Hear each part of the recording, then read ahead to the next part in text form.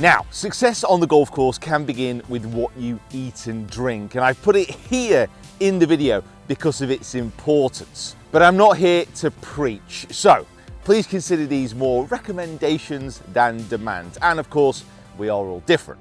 Now, it's all about balance, but before the round, let's be having a look at proteins and healthy fats. So chicken, fish, eggs, that type of thing. You have complex carbs, so oatmeal, porridge, sweet potatoes, yams, they're the same thing. Now, hydration cannot be overstated. Let's keep our water intake up. And of course, caffeine in moderation is shown to improve performance.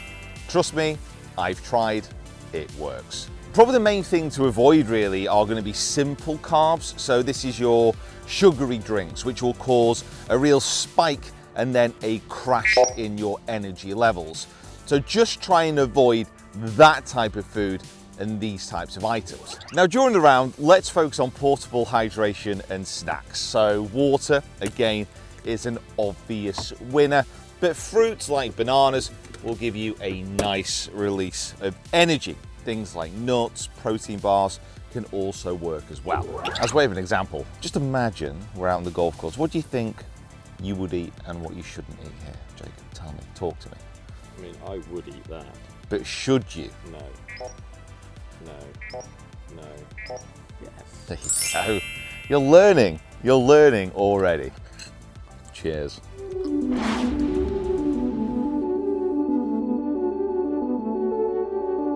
So golf is meant to be fun, believe it or not, and playing from the wrong tees can actually make a round pretty miserable.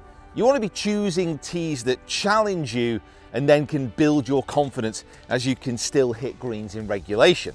Also, golf is fantastic because it's adaptable. The fact is, I wouldn't be able to run onto the same football pitch as Messi and get the same experience because he would absolutely destroy me all over the pitch. However, on a golf course, you can choose a tee box based on your current ability level, which will allow you to experience the course in the best way possible. The average male golfer's carry distance with a driver is 225 yards, but this varies significantly based on skill level and age. For example, a 15 handicapper averages about 236 yards, while a low handicap amateur averages closer to 250. Now, we have more averages, and because of these averages, we can suggest on what tees that golfers can play off. So a high handicap golfer, so 21 plus, 190 yards average on their drivers. So we're going to be looking at the forward tee boxes here. Mid handicap from 13 to 20, 205 with the driver. A mid handicap, so 6 to 12, 220 to 240. And a low handicapper, so 5 or below, they usually average just over 250 yards. Now, a PGA Tour Pro, they average 290 yards off the tee. So those are the only guys who really should be playing off the backs. So use the tees to your advantage, but also use the tees to enjoy this game a little bit more. Now, in my opinion, I think you should always walk a golf course whenever possible. It gets you out in nature, it gets you in contact with the turf, and it keeps your fitness levels up. This is why I love playing links courses, because they were built such a long time ago that the only way that you could get around those courses is to actually walk. Now, you have an option of carrying a golf bag, which I do on a regular occasion. If you are playing on a resort course or a lot of courses in the States that were built rather recently, you also have the option of taking a cart. When we're out filming, like, this is the option that we tend to use more often than not because we have a lot of equipment to bring with us. The middle ground, and the one that I use the most and the one that I absolutely love, is to use a trolley. Now, I'm partnered with Stewart Golf, and I think that's the best one out there. It follows me around the golf course, I don't have to worry about it, and I get that connection with the course. I'm out in nature whilst also not having that fatigue. So for me, that is the best option and the best of both worlds. Or get on tour and get yourself a caddy. Now, not every hole that you play needs a driver. When you're planning a hole through, a key part of course management is to go from the green backwards. So looking at where the pin is, where the green is positioned, where you want to be coming in from with your second shot, and how that affects what you do off the tee. I love hitting driver. Having a good driving game is one of the key components to being a very good golfer. However, there are times when you need to look at a golf hole and decide how to be a little bit more strategic. So for example, this is the 12th hole at Gloria on the old course, and it's just a beautifully tight and tricky hole. The pine trees framing it all the way down to the green. It's a tiny dogleg from left to right. Now, there's a few things that you need to be aware of. So there's a bunker on the right-hand side, which I can clear with a minimum of hitting a 4-iron. But then the fairway pinches in as a couple of rogue pines start to encroach towards the fairway. Now what this means is I need to make sure if I want to go for this green in 2 on a par 5, I have to give myself room to play certain shots. So if I hit this ball too far to the left-hand side, I'll have to play a little bit of a draw around the trees. If I hit it too much to the right, I might have to fade it under the trees. So ideally, I want to be leaving myself the ability to go straight through that gap. Now, from this angle, that means I have to be aiming this tee shot at this pine tree here, trying to keep it on that line, maybe just a touch to the right. So automatically, in my mind, I'm seeing just a little bit of a fade peeling off that tree and trying to leave myself a gap in the middle of those trees. Oh, I've just pulled it a touch. Just pulled it a touch. That is going to be in behind that tree. Damn. Okay, so it's not too bad. It's still fairway. However, as you can see, we have issues, which if I don't plan this through properly, are going to end up in tissues. Now, as you can see, the pin is in the middle of the green. There's a bunker off to the right-hand side, which I actually don't mind going in because I would back myself out of a bunker. So I can go to the right-hand side and I can just hit either like a chippy little drawn 7 to try and get it short of the green so I can pitch across, or I can try and hit a nice big draw to try and get back to the pin. I can also go a little bit straighter and trust that I can get under this tree and then over the second lot, but that is a little bit more of a risky maneuver. So the plan on this par 5 was always to try and go for it in 2. Does that plan change now? Because the difficulty of the shot has increased, and also what are the negatives? Because if I overturn it, I could go in the trees on the left. If I block it straight right, actually if I block it straight right, that's not the end of the world, because all I'll be doing there is getting in the semi-rough around the green. How do I feel on the shot? Do I feel I can get enough turn? Yes. So I'm going to back myself around this tree onto the green.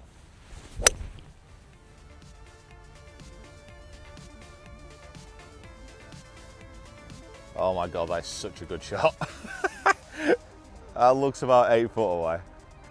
Honestly, I always say this, like whenever we do videos like this, whenever I talk through a shot and I fully explain it to the camera, it always comes off better. Now there's something important to bear in mind. With that shot, a hook with a hybrid, I have practiced and I understand what I have to do to create that type of ball flight. As far as course management goes, probably the sagest words of advice I can offer are don't try and play a shot which you've never practiced. But if you have that shot and the other option is just to lay up to the side and you know you can play that rather than hooking it around the trees 40 yards, try and be sensible. I know it's difficult, but try and be sensible. Do it for me.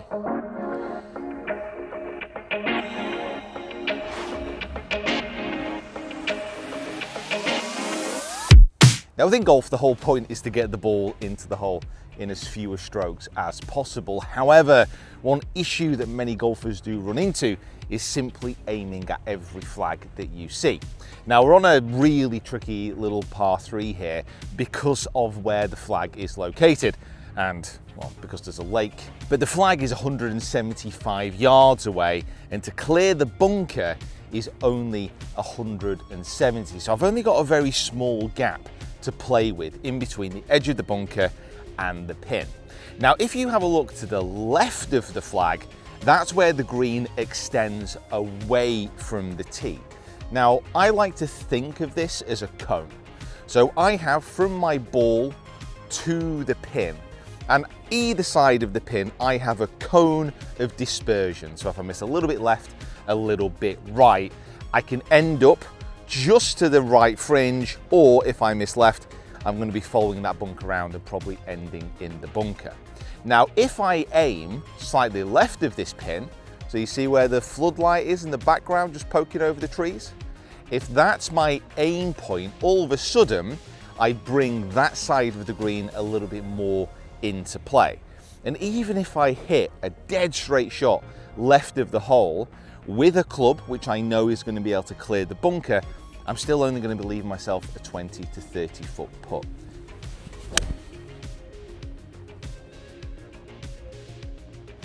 Pretty good. Lovely. Middle of the green, safe, absolutely no danger there whatsoever.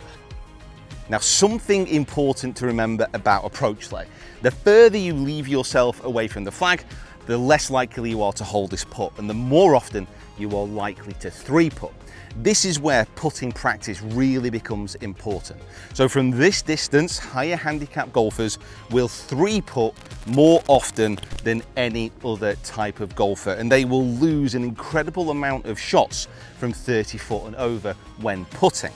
Oddly enough, once you start to get closer to the hole, so once you get within about 25 to 10 feet, the difference between high handicap golfers and low handicap golfers as far as 2-putt and 1-putt percentages actually isn't that different. It's a kind of weird statistical part of golf. However, once you then start to get within 10 feet of the flag, the differences become apparent again. From this type of distance, lower handicap golfers, better golfers, will 1-putt more often, and they will almost never 3-putt, whilst higher handicap golfers will often not 1-putt and throw in the occasional 3. What you need to be doing is practicing your longer putts, trying to get your pace right, so you 3-putt less often, and then practicing inside 10 foot. Statistically, the middle distances, don't even bother with them. There you go. Just give you some time off. You're welcome.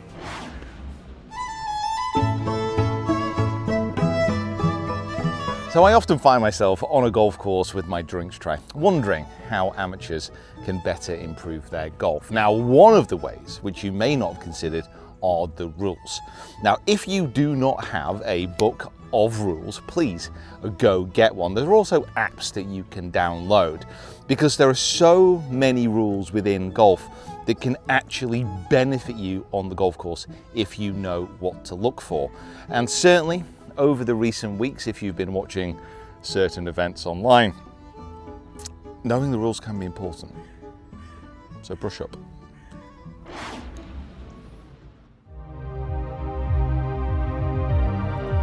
So I'd never recommend anybody changing their golf swing mid-round. I think when you start to get your head full of loads of swing thoughts, you stop playing golf, you stop visualizing where the ball's going, you stop picking your target out, and you start to get stuck in your head thinking of lots of different swing things.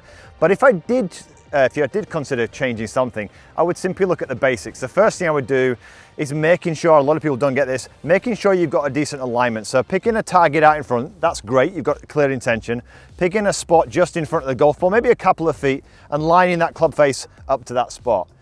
But then if you're a slicer, this is a typical example of somebody slicing it constantly on a golf course.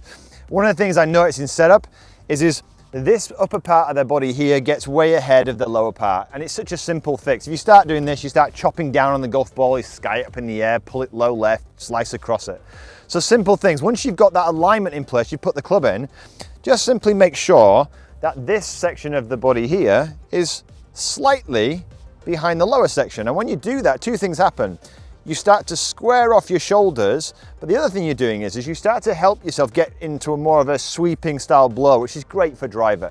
So focusing on setup alone is probably what I would start with. I wouldn't start thinking about what I'm going to do on the downswing or the follow through and all those kind of things. I think that just really complicates things. So here I am. This is a good example here. So first shot of the day with the driver, haven't got time to focus on my swing, so I'm picking my target out. And what I'll tend to do for myself is once I've got myself in setup, I'm really thinking about rhythm here. That's one thing, one of my conscious things. It's not complicated, it's pretty simple. I feel I get a nice rhythm with this motion, much more simple than a stack of swing thoughts.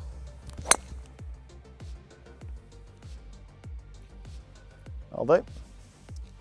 Huh.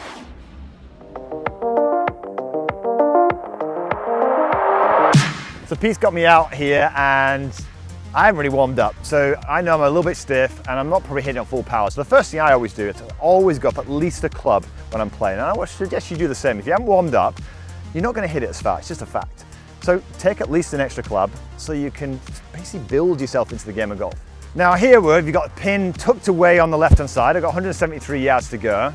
Again, how am I hitting it? I'm not sure, but I'm going to be 100% aiming to that right side of that green. The next thing I'm going to do is I'm just going to walk to the golf ball, and all I'm really doing here is I'm going to make some swings. It's a really good thing to focus. I'm going to pay attention to two things. Where my club is striking the ground.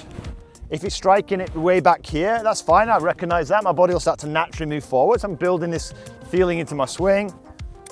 Then what I'm going to do once I've got that, I'm going to get myself set. I don't overthink this. Visualize the shot. I'm visualizing the ball slightly above my feet here. Ball's going to want to drift from right to left, so right side of the green. Get myself set here. Couple little waggles. Visualize the shot, and I go.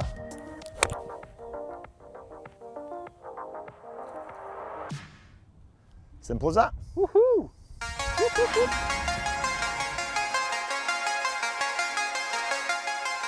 Now, if at all possible, you want to avoid playing with poorly fitted golf clubs. Now, I'm very lucky. I'm sponsored by Titleist and I had one of the most in-depth, comprehensive fittings on earth at the TPI facility in California. But if you're getting new clubs, generally speaking, you should be able to find somewhere that can fit you into the correct specifications. So a fitting process should be taking you through the lofts, the lie, the lengths of your clubs, but that's just the basic, because we also need to know about gapping and a correct makeup. So for example, within my bag, I have 3 Vokey wedges. Now these are specialized tools, a lot of golfers can use them, but for me, it's all about dialing in distance. And I go from a 60 to a 54 to a 48 degree. That's because the pitching wedge in my set of T150s is at 44 degrees. Now the T150 irons are a little bit more forgiving than the standard muscle back. So I'm a relatively decent ball striker, but even I still want a little bit of help with my irons, which we'll get into in a moment. Now I use a hybrid, again, for a little bit of forgiveness, at 18 degrees, a mini driver, potentially the greatest club ever invented, at 13 degrees as an option off the tee, but I can also hit it off the fairway. And then I have an 8-degree driver and of course a Scotty Cameron putter. And I would always recommend seeing an option or trying an option which is more forgiving, so it gives you more forgiveness than you think you might need. The fact is that golf is a hard sport and club technology has moved on a lot within the last 10 years. And you can get some very forgiving golf clubs which still give you a good amount of feel and control. So if you are getting fit for new clubs, always try and always give consideration to something which is more forgiving than you think you might need.